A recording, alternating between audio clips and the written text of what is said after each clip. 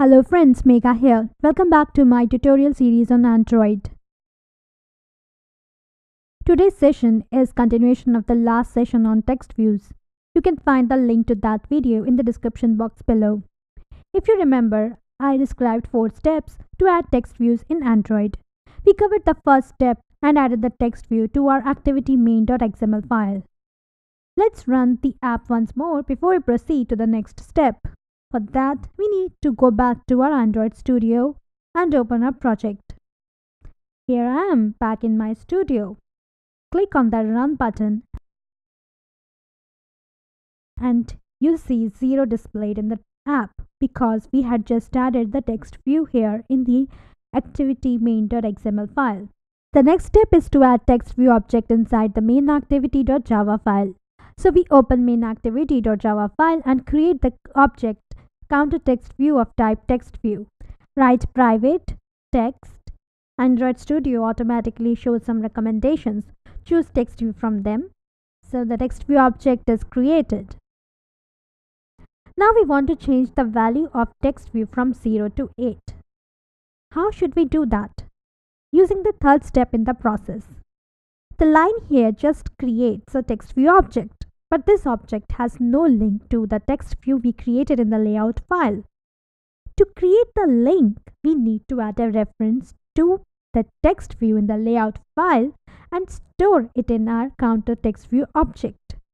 But before we create a reference, we need to know how to access the text view in the activity main.xml file.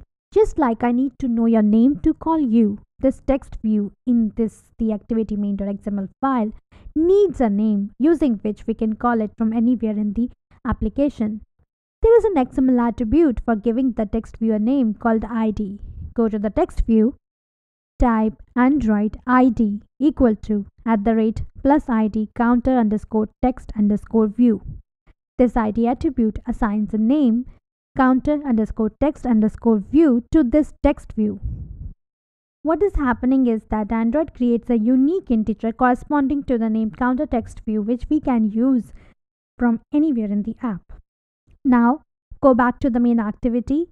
In the onCreate method, add counter text view equal to find view by ID r.id.counter text view. You see a red line appears here. This shows an error in our statement. When you click on this, it says required text view but found view. Find view by ID returns the view object corresponding to the counter text view.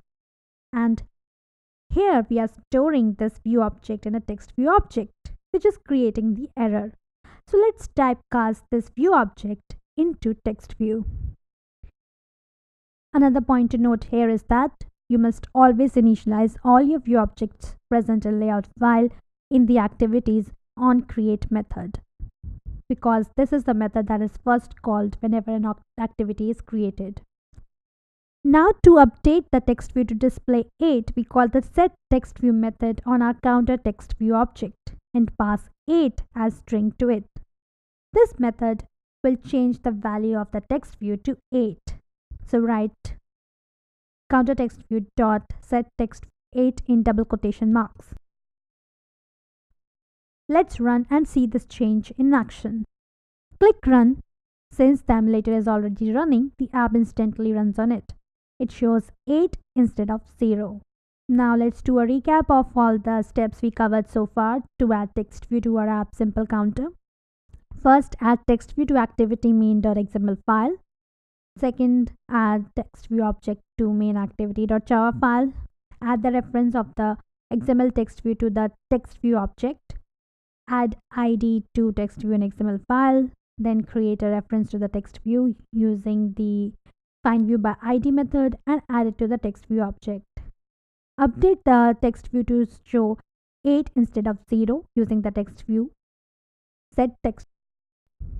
Now you know how to add text view. Next step is to understand how to add buttons to our app, which we'll be covering in the next session. Thanks for watching. If you have any questions or comments or suggestions, leave them in the comment section below. Till then, tata, bye bye.